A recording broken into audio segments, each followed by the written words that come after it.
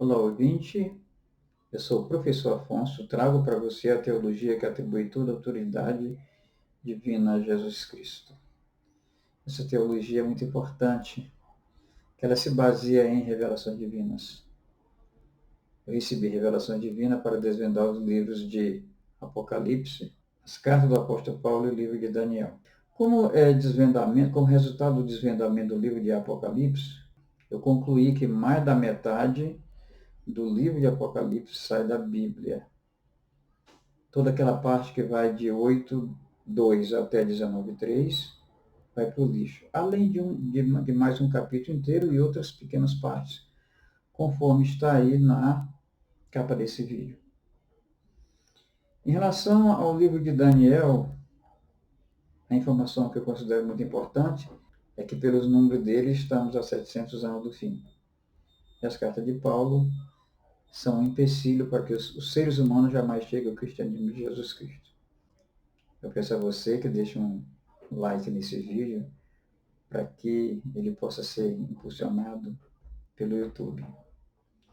Ative as notificações e se inscreva no canal. Obrigado. Então, eu quero dizer para você uma coisa. A nossa teologia tem como ponto mais importante a definição de Jesus Cristo. E é uma coisa que eu faço com muito prazer. E não é uma coisa nova, também não é uma coisa revelada. A definição de Jesus Cristo é um símbolo de fé que funcionou nos primeiros 350 anos da era cristã, que é o credo niceno. Começou a morrer no concílio de Nicéia no ano 325. Pelo credo niceno e pela fé dos cristãos dos 3 primeiros séculos da era cristã, Jesus Cristo é Deus de Deus, da substância de Deus gerado não criado. Qual é a interpretação para isso aí? Como é que se define? É que na encarnação, o Espírito de Jesus Cristo foi uma porção do Espírito Santo, a essência de Deus, atribuída a um ser humano, com poder suficiente para nos trazer a graça, a verdade e confirmar a lei. Quando ele foi morto, o Evangelho informa que ele entregou a Deus, ao Pai ou o Espírito Santo, a essência de Deus, o seu Espírito, para voltar a ser um com o Pai. Espírito. Não existe corpo físico em Jesus. Jesus é Deus e Deus é Espírito. Então, toda essa confusão que faz, toda essa mentira, é para desempoderar Jesus e empoderar Paulo. Assentar Paulo no lugar santo, que afinal de contas é ele que conduz a humanidade há pelo menos 1700 anos. Eu convido você para a gente reverter essa situação, não pela mão humana, mas por revelação divina. Eu convido a você a considerar que Jesus é o Messias, é o ungido, é Deus. Eu trago hoje um versículo das cartas do apóstolo Paulo, Romanos 4, 14 e 15. Nesse versículo, a gente percebe que para Paulo os que têm fé estão proibidos de andar na lei de Deus, são 10 mandamentos. Então vejamos em como ele age. Versículo 14. Pois se os que vivem pela lei são herdeiros, a fé não tem valor e a promessa é inútil. Comentário meu. Esta proposição ou afirmação condena à destruição eterna todas as pessoas que guardarem a lei de Deus, que são os 10 mandamentos. Versículo 15. Porque a lei produzira, e onde não há lei, não há transgressão. Lá no Éden, capítulo 3 de Gênesis, a serpente usou uma proposição para enganar nossos pais e lhe dizer que a lei de Deus não produziria os efeitos que Deus disse que ela produziria. Nas cartas de Paulo, a serpente usa dezenas de proposições para nos dizer que a lei de Deus tem efeitos contrários daqueles que Deus disse que ela produziria. Quem são os pregadores do Evangelho do apóstolo Paulo? Dizem pregadores, teólogos, escritores cristãos ortodoxos que o Evangelho de Jesus Cristo é aquilo que está nas cartas de Paulo. Não é verdade. Aquilo é ensino da serpente, conforme se evidenciou agora, nesses 2 versículos. Quem são os pregadores da teologia de Paulo? O mais famoso deles, que eu considero, é Jonas Edwards. Viveu de 1703 a 1758, morreu jovem. Ele foi considerado um pregador assustador e seu sermão Pecadores na mão de um Deus irado representa um marco na história das pregações assustadoras, usando-se a ira divina como forma de produzir conversões ao cristianismo, que tem por base as cartas distorcidas ou falsas do apóstolo Paulo. Jonas Edwards era mesmo muito assustador. Conta-se que certa vez ele estava pregando esse sermão e ele tinha uma imensa capacidade de dramatizar o que falava.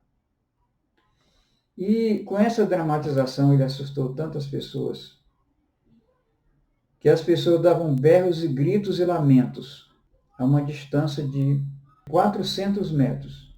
Esse barulho era ouvido. A pessoa que ouviu comparou o barulho com o barulho das mulheres com dor de parto. Jonas Edwards tinha motivação política. Ele era amigo das pessoas, dos grandes representantes da nação americana que surgia. Ela se tornou independente poucos anos após a morte dele, mas ele fazia a política da coesão nacional. Então eles acreditavam que um avivamento ou um despertamento da fé com base em pregações assustadoras pudesse manter a nação coesa, que resultaria com a independência dos Estados Unidos em relação à Inglaterra. Então, foram motivações políticas que produziram o sermão Pecadores na mão de um Deus irado. Mas até hoje, as pessoas, pregadores, teólogos, escritores cristãos ortodoxos, não reconhecem isso aí. Dizem que a igreja onde ele primeiro fez esse sermão, nos Estados Unidos, teve que ser destruída, mas no local fizeram uma lápide, colocaram lá uma placa com partes, não sei se inteiro, com certeza inteiro não, mas com partes desse sermão que é bastante longo. Agora vejamos só. Jonas Edwards foi um iluminista, lutar pela independência dos Estados Unidos.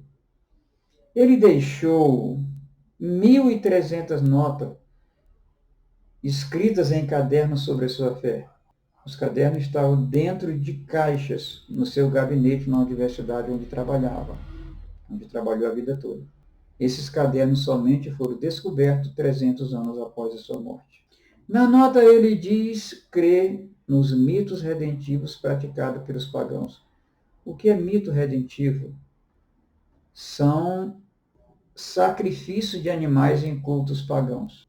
Ele diz crer na salvação fora do cristianismo. Ele diz crer nas verdadeiras afeições religiosas presentes nas almas de todos os seres humanos. Tudo do mesmo modo que eu creio, com base no Evangelho de Jesus Cristo. É muito importante notar isso aí. Quem trouxe essa separação, esse divisionismo, essa loucura, que resultou nos maiores acidentes da história da humanidade, como o Holocausto, foi Paulo. Então, o que seria uma fé pagã fora do cristianismo? Alguém com afeição cristã, que se dirige a Deus. Porque Jesus afirma que Deus ensina todas as pessoas, todos aqueles que dele aprendem vão a ele, Jesus, para ter a vida eterna. E as afeições religiosas são comuns a todos os seres humanos. Obviamente, há exceções, eu não posso dizer que não. Porque parte dos seres humanos se perderão, não tem a menor dúvida, serão destruídos. Aqueles que quiserem, que votarem por querer, serão destruídos. Quando eu falo destruídos, é que o livro do profeta Daniel diz que o espírito será destruído, porque a carne já ficou no pó, ela não receberá nenhum julgamento mais. Então, a diferença entre um culto pagão e um culto cristão não é muito grande. Tanto assim que os sofistas conseguiram adulterar as cartas de Paulo com base na experiência deles, na experiência pagã.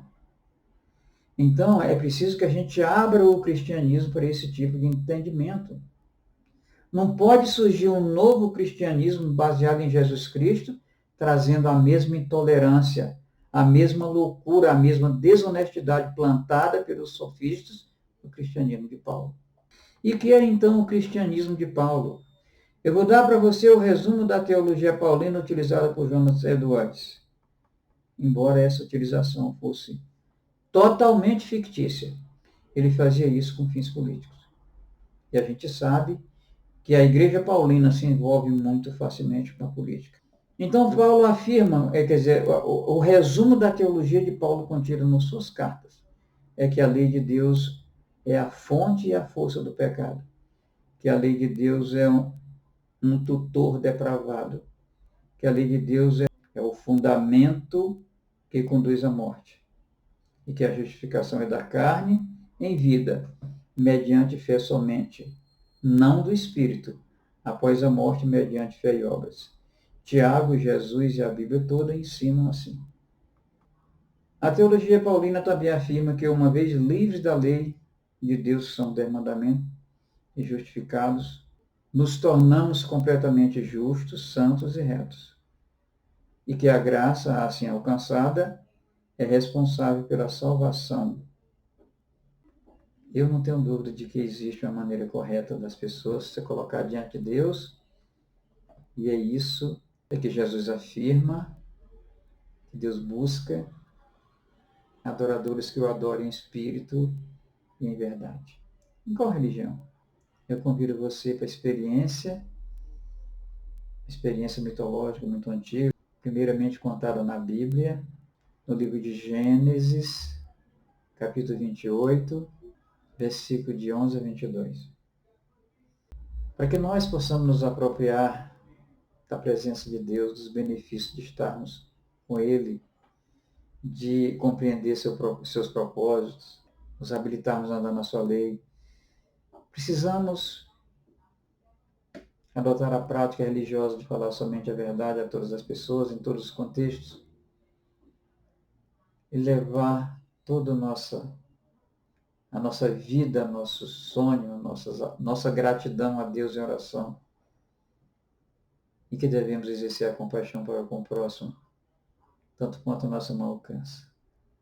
Essa experiência é fantástica. Essa é a experiência que nos aproxima de Deus. Eu não ensino mais nada. Por um simples motivo, eu não tenho mais nada para ensinar. O cristianismo de Jesus Cristo é muito simples. E eu defino muito frequentemente, como eu já fiz no início desse vídeo, definir quem é Jesus. Nos termos que foi exposto no início desse vídeo, Jesus Cristo é Deus, é da substância de Deus, gerado, não criado. E ele está no seio do Pai, indistinguível. Para dizer que eu e o Pai somos um, eu estou no Pai, quem vê a mim vê o Pai, tanto faz pedir a mim como pedir ao Pai. Então eu considero que ainda que essa causa tenha que depender de um milagre, eu não tenho problema nenhum. Sou curado de câncer, insuficiência cardíaca, cegueira e osteoporose, curado por anjo do Senhor, e vejo que vale a pena esperar em milagre. Eu creio que essa minha causa será salva por um milagre, porque é baseada em revelação divina.